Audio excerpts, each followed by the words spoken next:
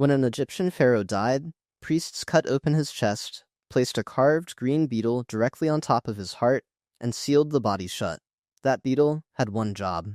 On the flat underside of the stone, cut into careful hieroglyphs, was a spell, and the spell was an order. It commanded the dead man's heart to keep its mouth shut, to never testify, to lie, under oath, in the court of the gods. For 3,000 years, the most powerful civilization on Earth worshipped an insect that eats feces, not as a curiosity, not as a mascot, as a god. They named it Khepri, the one who comes into being, and they built an entire theology of death around what they saw it do. They got every piece of the science wrong, and the real science is stranger than anything they believed. But to understand why the Egyptians looked at a dung beetle and saw the key to eternal life, you have to see what they saw. And what they saw started with a pile of excrement. Egypt, 2000 BC. The Nile has flooded and receded, leaving a ribbon of black soil along its banks. Cattle graze the fertile margins. A farmer walks behind his ox through the morning heat. The animal defecates, and within minutes the air shifts. They come from everywhere, dropping from the sky, erupting from the sand. Thousands of armored black bodies slam into the dung pat in a frenzy so violent it looks like the earth itself is boiling. 2 million beetles can descend on a single elephant's dung pat. 2 million. On one pile of waste. In a world without microscopes, without biology, without any framework for understanding insect life cycles, this is what an Egyptian farmer sees. An army of black beetles materializing from nothing, swarming the earth, and then one by one rolling perfect spheres of dung across the sand from east to west. East to west. The same direction as the sun. Every single morning. Stand inside the mind of an Egyptian priest watching this. A man whose entire cosmology revolves around one question: how does the sun travel across the sky? He watches a beetle push a perfect sphere from the eastern horizon toward the western one, and his answer writes itself. The beetle is the sun. The act of rolling is the act of creation. Every sunrise is a dung beetle going to work. This is the first layer. The Egyptians saw the sun in the beetle's labor, and they called it divine. But they saw something else, something deeper, something they could not explain, and that second observation would alter the course of human burial practices for 3 millennia. Watch the beetle closely. The real one, not the god, the animal. It carves a chunk of dung with its forelegs, and those forelegs are worth pausing on. Every insect you have ever seen has claws at the tips of its legs. Tiny, articulated grippers that let it climb, cling, hold. The sacred scarab has none. Zero. Evolution erased them entirely. Where claws should be, the scarab has flat serrated shovels, 4 heavy teeth on each foreleg, hardened into biological pickaxes. This beetle traded the ability to grip the world for the ability to tear it apart. It uses those shovels to carve a sphere of dung that weighs 40 grams, 20 to 36 times its own body weight. Scaled to a human, that is equivalent to shaping a 4-ton ball of wet concrete with your bare hands. Then it does something no Egyptian could explain. The beetle climbs to the top of the ball. It stops. And it dances. A slow, deliberate 360-degree rotation on the apex of the sphere. During this dance, the beetle takes a celestial snapshot, a reading of the sky that locks in a compass bearing. By day, it reads the sun and the polarization patterns of scattered light. When the sun sits directly overhead, useless as a compass, certain species switch to wind direction as a backup navigational system, recalibrating on the fly. But the navigation that matters, the one that rewrites what we thought insects were capable of, happens at night. In 2013, a team of researchers led by Marie Dack at Lund University in Sweden did something nobody had done before. They put dung beetles in a planetarium. The setup was simple: a circular arena, a sandy floor, a dung ball in the center, and a beetle. Above, a projected sky that the researchers could manipulate. They could show the full night sky, or the moon alone, or the stars alone, or, and this is the test that changed everything, the Milky Way alone. Under a full sky, the beetles rolled in straight lines. Under a moonlit sky, straight lines.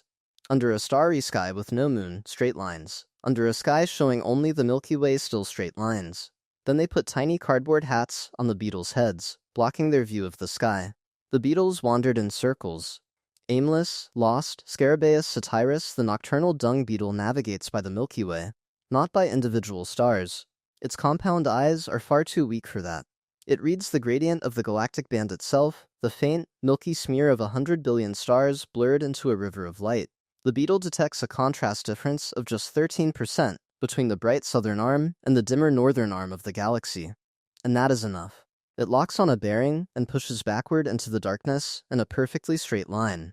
No other insect on Earth has ever been shown to do this. The beetle navigates by the light of a galaxy. The Egyptians watched the sacred scarab roll its ball in flawless straight lines across the desert and believed it was guided by divine will. The truth is stranger. It was guided by the structure of the Milky Way, an instrument so vast that the beetle's entire theology was too small to contain it. And the beetle does all of this for one reason: survival. The straight line is not elegance. It is fear. A fresh dung pat is a war zone. Beetles ram each other. They bite. They climb onto rivals' balls and try to steal them, a brutal behavior called Kleptoparasitism. A beetle that rolls its prize in a curve risks circling back to the swarm. A beetle that rolls in a straight line, locked onto the Milky Way, the sun, the wind, whatever compass is available, gets away clean. The geometry of escape is a straight line, and the beetle uses the architecture of the cosmos to draw it. But escape is only half the problem. The sand beneath the beetle's legs routinely exceeds 60 degrees Celsius, 140 degrees Fahrenheit. The beetle is rolling backward.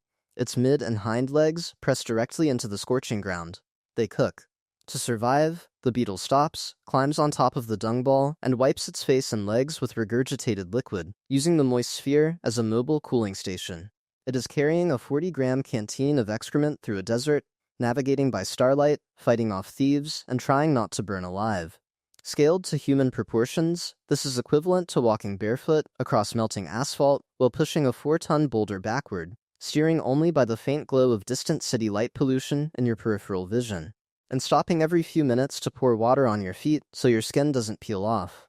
And if the beetle survives all of that, the war zone, the thieves, the boiling sand, it faces one more enemy. Burrowing owls have learned to exploit the beetle's most powerful sense. The owls collect mammalian feces and scatter it around the entrances of their nests.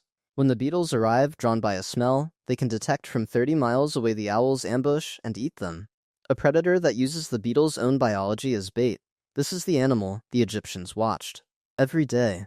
For centuries. An insect that amputated its own claws, navigates by the light of a galaxy, survives on boiling sand, and gets hunted by owls that learn to set traps. And they came to a set of conclusions that were completely, spectacularly wrong, and that wrongness changed everything.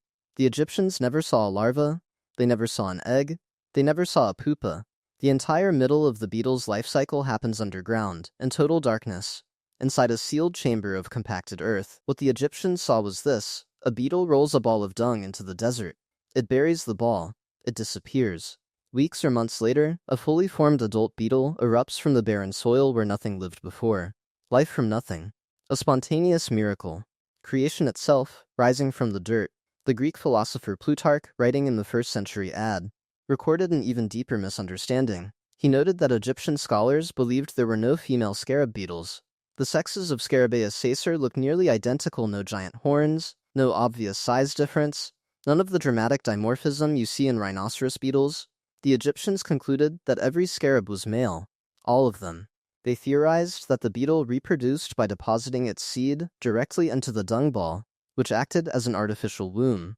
Plutarch wrote that the military class of Egypt wore signet rings engraved with the scarab specifically because, quote, "the beetle is never female, but all are males." The scarab was pure masculine creation, self-generating, independent of anything feminine, a warrior's symbol. Every part of this was biologically wrong, and every part of it drove the theology deeper. Here's what actually happens underground, the thing the Egyptians never witnessed. The female beetle, because they're ARE females, rolls the dung ball to a patch of soft earth. She digs. She buries herself alive alongside the ball in a sealed subterranean crypt. In total darkness, she resculpts the sphere into a delicate pear shape, hollowing out a small cavity in the narrow neck at the top. Inside that cavity, she deposits a single egg. One egg. In her entire lifespan of 1 to 3 years, she will produce roughly 6 offspring. 6. Each one receives this level of investment, a hand-built underground nursery, a food supply 20 times her body weight, and absolute solitude. The larva hatches in darkness. It eats its own walls. It hollows out the pear from the inside until only a thin, hardened shell remains, a casing that protects it from nematodes, predators, and the crushing weight of the earth above. When the food runs out, the larva stops. It enters torpor. Its soft body hardens into a rigid, immobile pupa, a mummified form, sealed inside a dark chamber, waiting. Then, weeks or months later, the casing cracks. A fully armored adult beetle digs upward through the soil and takes flight. Now put those two images side by side. On the left, a soft-bodied larva, sealed in a dark underground chamber, its body hardening into a rigid, motionless form, resting in silence until it breaks free and emerges as a transformed being. On the right, a human pharaoh, wrapped in linen, sealed in a dark stone sarcophagus, his body preserved in rigid stillness, waiting to be reborn in the afterlife. The parallel is not a coincidence. Leading entomologists and cultural historians Yves Comfort in 1994, Brett Ratcliffe in 2006 have built the scholarly case that the Egyptians modeled their mummification rituals on the biological metamorphosis of the scarab. They watched a dead shell, buried in darkness, produce new life, and they tried to replicate the exact same process for their kings. The beetle didn't just inspire a god, it inspired a technology of resurrection. So now you have the full picture of what the Egyptians believed. A beetle that creates life from nothing, a species with no females, an insect that pushes the sun across the sky and rises from dead earth fully formed. Not one of these beliefs was correct. Not one of them mattered less because it was wrong. A beetle that creates life from nothing is more divine than one that lays eggs. A species with no females is a purer symbol of self-creation than one with ordinary reproduction. A creature that rises fully formed from dead earth is a better template for resurrection than one that simply grew up underground. The errors didn't weaken the theology, they strengthened it. The Egyptians built their god from the gaps in their knowledge, and every gap made the god more powerful. And this is where we return to the dead pharaoh, to the carved green beetle, to the spell on its belly. Because now you understand why it's there. The Egyptians had built a perfect theology of rebirth. The beetle was the sun. The beetle was self-creation. The beetle was resurrection. But between life and the afterlife stood a trial, and the trial terrified them more than death itself. In Egyptian theology, the heart was not a pump. It was a record. It stored every memory, every emotion, every sin, every lie you ever told. After death, the jackal-headed god Anubis placed your heart on a golden scale. On the other side sat a single ostrich feather the feather of Ma'at, the goddess of truth. The scribe god Thoth stood beside the scale with a reed pen, recording the verdict. If the heart balanced the feather, your soul passed into paradise. If the heart was heavy, weighed down by sin, by cruelty, by a lifetime of moral failure, the scale tipped. And waiting beneath the scale, jaws open, was Amit, part crocodile, part lion, part hippopotamus. Amit devoured the heavy heart, and the soul ceased to exist. Not hell, not punishment. Erasure, total, permanent non-existence. The Egyptians were terrified, not of Amit, of their own hearts. They feared the heart would testify, that it would remember the sins they had committed and confess them to the gods, that the organ itself, loyal to truth, not to its owner, would betray them at the one moment that mattered most. So they gagged it. Priests carved large scarab amulets from greenstone nephrite, serpentine, green jasper. They inscribed the flat underside with spell 30b from the Book of the Dead, and they placed the amulet inside the mummy's chest cavity, directly on top of the physical heart. The spell reads, "O my heart, which I had from my mother, do not stand up as a witness against me. Do not be opposed to me in the tribunal. Do not be hostile to me in the presence of the keeper of the balance."